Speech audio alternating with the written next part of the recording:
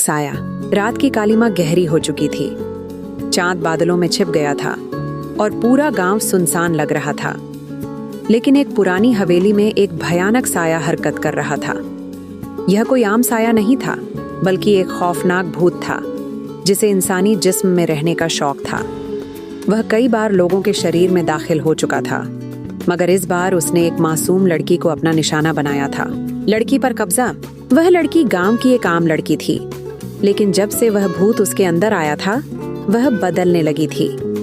कभी उसकी आंखें लाल हो जाती, कभी उसकी आवाज मर्दों जैसी गूंजने लगती, और कभी वह भीड़ में मौजूद लोगों को देखकर डरावनी मुस्कान देती।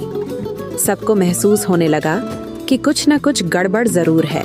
लेकिन सबसे भयानक बात यह थी कि वह भूत अपनी असली शक्लें बदलने में माहिर था।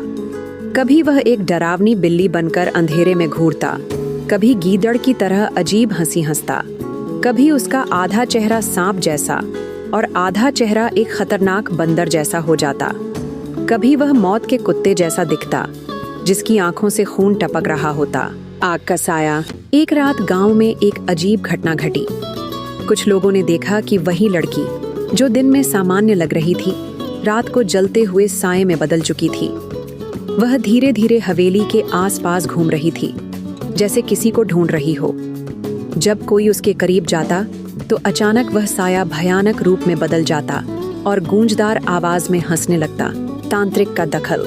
यह सब देखकर गांव वालों ने एक पुराने तांत्रिक को बुलाया, जो काला जादू और जिन्नों के मामलों में माहिर था। जैसे ही तांत्रिक ने उस लड़की पर नजर डाली, वह समझ गया कि यह कोई आम भूत नहीं, बल्कि एक बहुत ही खतरनाक आत्मा है।